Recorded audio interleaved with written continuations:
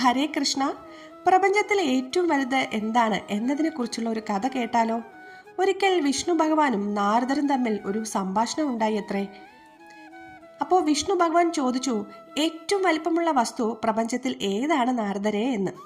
അത് ചോദിക്കാനുണ്ടോ ഭഗവാനെ? അത് ഭൂമി തന്നെയാണെന്നാണ് പറഞ്ഞത്. ഭൂമിയോ? ഭൂമി സമുദ്രത്തിലല്ലേ കിടക്കുന്നത്? അതും 2 ഭാഗമല്ലേ കരയുള്ളത്? ശരിയാണെന്ന് നാരദർ പറഞ്ഞു. അപ്പോൾ സമുദ്രമാണ് വലുത് എന്ന് വീണ്ടും നാരദർ പറയുകയാണ്.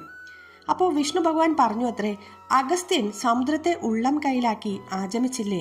അപ്പോൾ അഗസ്ത്യനാണോ സമുദ്രമാണോ വലുത് എന്നായി. വീണ്ടും നാരദർ പറഞ്ഞു, സമുദ്രമല്ല, അഗസ്ത്യൻ തന്നെയാണ് വലുതെന്ന്. അങ്ങനെ പറയാൻ പറ്റുമോ നാരദരെ? അഗസ്ത്യൻ ഒരു നക്ഷത്ര വ്യൂഹമല്ലേ? അതും ആകാശത്തിന്റെ ഒരു കോണിൽ മാത്രമായി നിൽക്കുന്നത്. അപ്പോൾ ആകാശമാണോ വലുത് എന്ന് ഭഗവാൻ ചോദിക്കുകയാണ്. നാരദർ പറഞ്ഞു, ആകാശം തന്നെയാണ് വലുത്. അപ്പോൾ വീണ്ടും ഭഗവാൻ പറയുകയാണ്, പണ്ട് വാമനനായി ഇരുന്ന സമയത്ത് ഞാൻ ആകാശവും ഭൂമിയും പാതാളവും ഒക്കെ 2 ചുവടുകൊണ്ട് അളന്നില്ലേ? അപ്പോൾ ആരാ വലുത്? വിഷ്ണുവായ ഞാൻ തന്നെയല്ലേ? ഉടനെ നാരദർ പറയുകയാണ്, ഭഗവാനെ, എന്തിനാ എന്നെ ഇങ്ങനെയിട്ട് വിഷമിപ്പിക്കുന്നത്? ഇത് നേരത്തെ തന്നെ പറഞ്ഞാൽ പോരെ? ഭഗവാൻ തന്നെയല്ലേ ഏറ്റവും വലിയവൻ. അപ്പോൾ ഭഗവാൻ ചോദിക്കുന്നു, ഞാൻ എവിടെയാ വസിക്കുന്നത്? ഭക്തന്റെ ഹൃദയത്തിലാണ്. ഭക്തന്റെ ഹൃദയത്തിലെ തടവുകാരനല്ലേ ഞാൻ? അപ്പോൾ ഏതാണ് ഏറ്റവും വലുത്? അതായത് ഭക്തന്റെ ഹൃദയം തന്നെയാണ്. ഭക്തി എന്ന് പറയുന്നതും ഏറ്റവും വിശേഷമായിട്ടുള്ള ഒന്ന് തന്നെയാണ്. ശരിക്കും നമ്മൾ ആ ഭഗവാനിലേക്ക് നമ്മൾ എത്തിക്കഴിഞ്ഞാൽ ആ ഭഗവാനോടുള്ള ആകർഷണം നമ്മളെ മൊത്തത്തിൽ മാറ്റിമറിക്കുകയാണ് ഉണ്ടാവുന്നത്.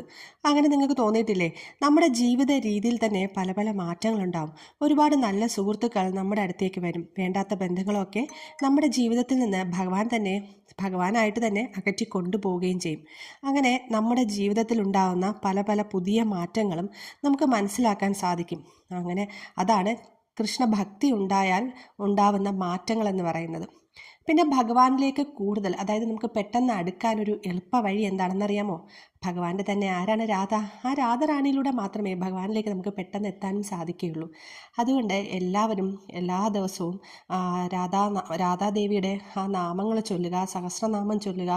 ഒന്നുമില്ലെങ്കിൽ, അതൊന്നും അറിയില്ലെങ്കിൽ പോലും 108 തവണ ഓം ശ്രീ രാധേ എന്ന് അത് 108 പ്രാവശ്യം ജപിച്ചാലും മതിയാവും. അപ്പോൾ എല്ലാവരെയും ഭഗവാനും രാധാറാണിയും അനുഗ്രഹിക്കട്ടെ. രാധേ രാധേ.